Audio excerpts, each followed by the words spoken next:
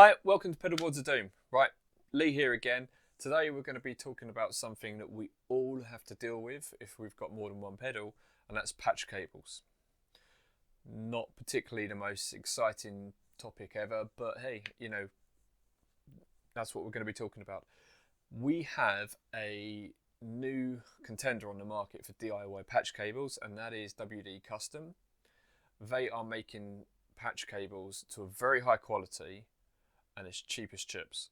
So you can get a DIY kit for very, very, very little.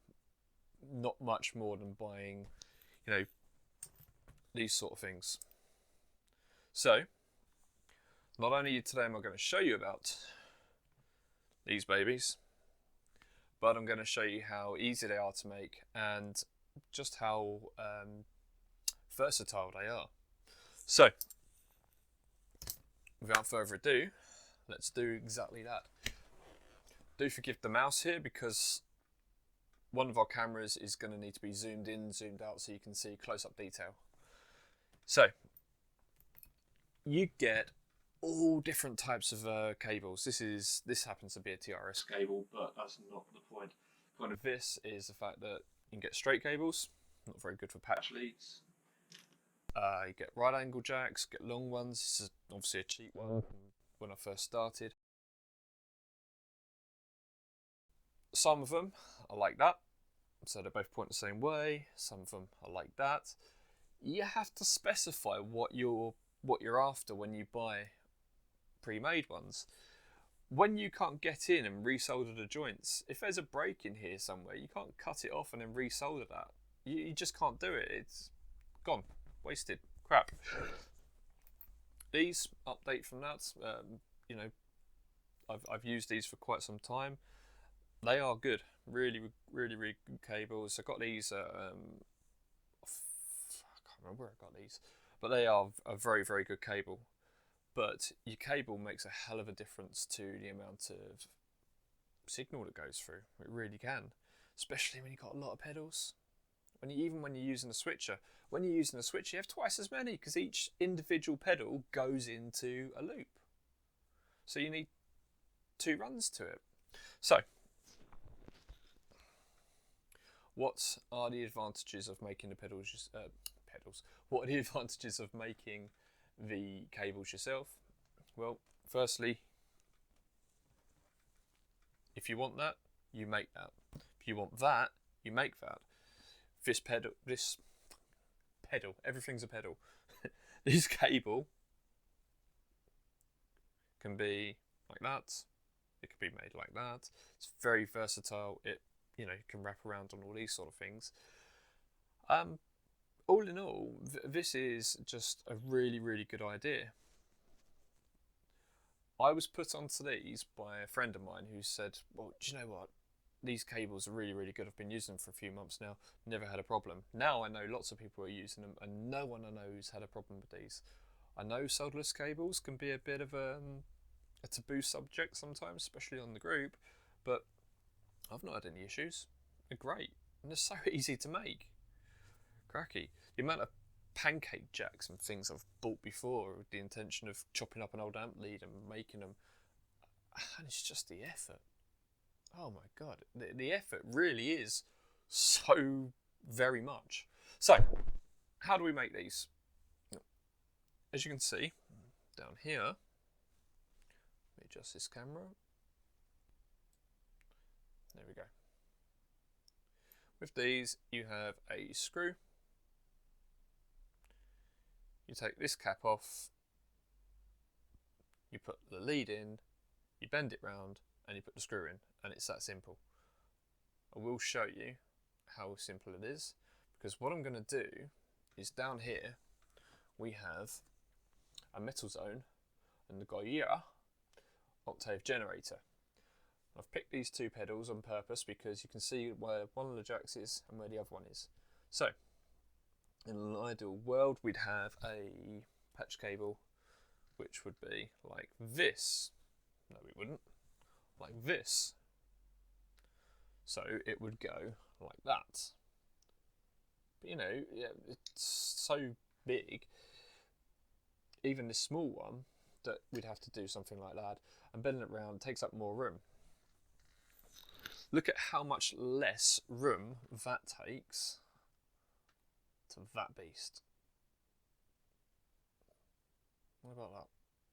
That's a lot. That's a lot of difference. You know? And this is fully adjustable. If this went wrong, you just trim it down, put it back in, sorted. Right. So let's make that cable. Let's move this out the way, smooth this out the way.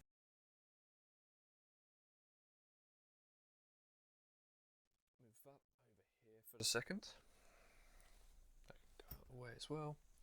So what I'll do is I'll take the cable and I measure from there to there, and I can see it's that much now.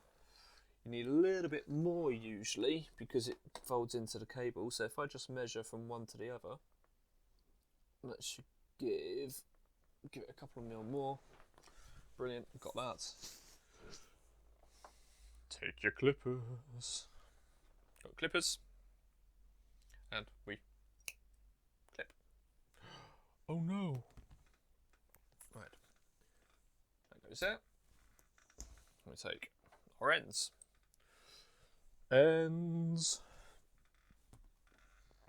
Take a screwdriver, and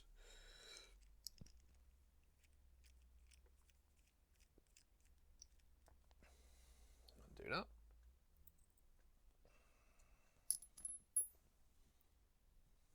And this is how easy it is. That end into here, push it in, make sure it goes in tight, and then bend it.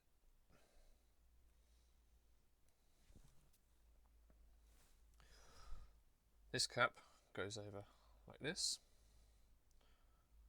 so you can see that's going over there. Then when we screw the screw in, what happens is that bites into the outer cable, because you've got the core and then you've got the outside earth, I suppose it would be. And what that does is that earths onto the ring. So the core goes to the tip and the outside earths onto the ring. Well, it's not earths, is it? It'll be negative, won't it? Or positive or whatever. Okay, so that goes like that. There are loads of different kits like this out here, but I've never seen one that was affordable. You know, if you're making a touring rig,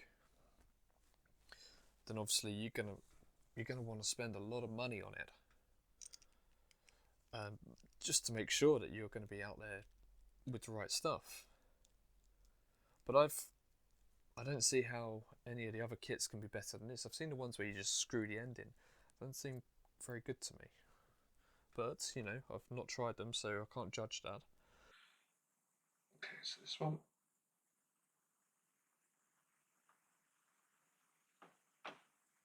It's in nice and tight. Bend that down. Put this bit over here. So again, that goes in there, like so. Bend that round.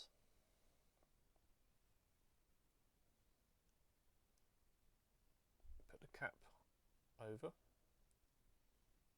like so. And then we screw this bit in.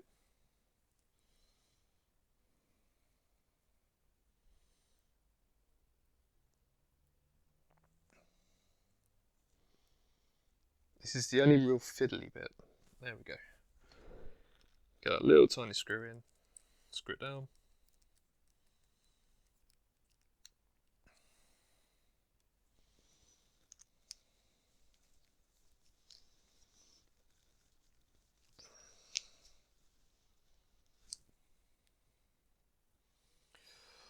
And there, made.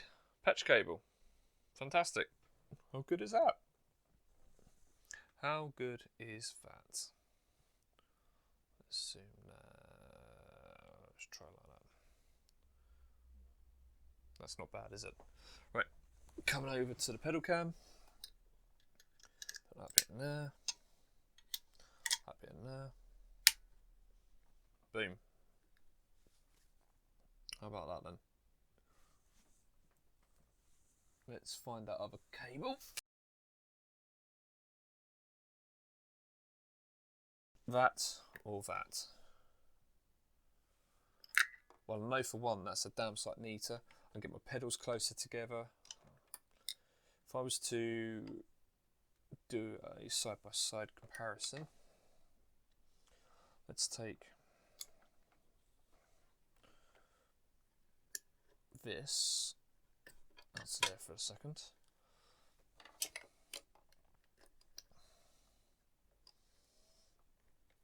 And let's see how close we can get these two, and how close we can get those two.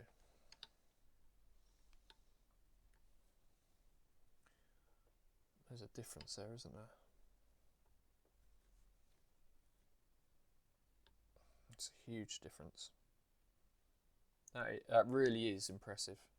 Lower profile, you haven't got all this sticking out. None of this extra mucking around here. I'm having a real hard time putting that together. There's no bends in the cable that's going to break. That's nice, you know, that's in, that's done. Metal zone! Right, so that goes in like that. Now, the other thing that I was pleased about when I got these, because you guys may know from other videos that I've done that if I get something that's crap or I don't like it, I'll say. And if I get something that I like, I will praise it. Why wouldn't you? One of the things that I really liked was how well it worked with a switcher, because with pancake jacks, they're usually too big. So when you have a pancake jack and you put one next to the other, although they're flat, they take up a lot of room. I've got some pancake jacks around here somewhere. Give me a second. When you have pancake jacks, which are renowned for being really flat, when you put them together, this will be easier here. When you put them together, although they only take up that much room, God, I hate the focus on this camera. Absolutely hate it.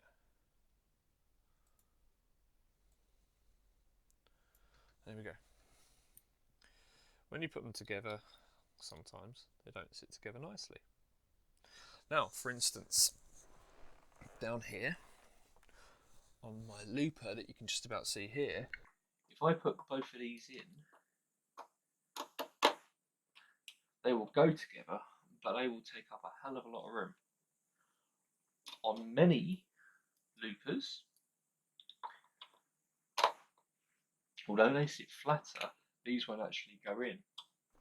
When you get two loops that are like that next to each other, these won't go in. They will not sit on a switcher, and that's no good. Now,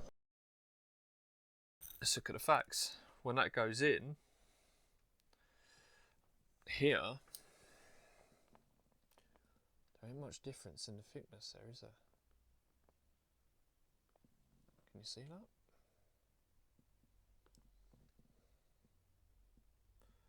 They're almost as flat as a pancake jack. Almost. Not quite. But the difference there is vast. So now you look at the difference down here. When this one goes into a loop, or when this one goes into a loop, they sit almost the same amount out. In comparison to these, it's a massive difference. Can you see that okay? So this is the one that we like, this is the one that's sticking out. What is that blue dot? Where does that come from? Weird. And this is the one that people rave about. You know, pancake jacks. That ain't so good. Also, I don't know if you can see it down there, but it might be easier to see on here. The whole of the pancake jack doesn't actually go in. Oh, it does on that one. Oh, bloody prove me wrong. Pushes itself out though. That's weird. Why would it push itself out?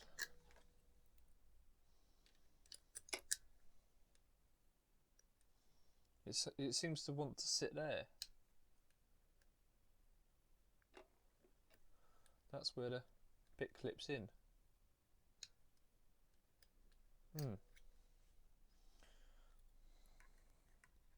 It does seem longer, doesn't it? Whereas this one just sits in. Doesn't want to pull out. That's interesting. I'm not sure what's going on there, but that's a factor, I suppose. So, yeah, I'd rate these over Pancake Jacks. They are actually crap. They were utter shite. Right, so that is the WD Custom patch cables. I'm going to run a whole board. I'm putting a board together for a show. So we're going to be putting a whole board together and I'm going to use all of these. They are absolutely outstanding. I've not had a single one go down. They are, without doubt, they're as quiet as any other cable I've ever used. They're professional guitar and instrument cable. Can you see that? Professional guitar and instrument cable. Dead thin, so just the cable alone allowing for more room. Yeah, really good stuff. If you have any questions, ask me. These will be for sale on the shop because I've given them the thumbs up. I've given approval on these. We don't sell crap. I wouldn't sell crap. This is good. So I like that. Thank you for joining me. See you again soon. Bye bye.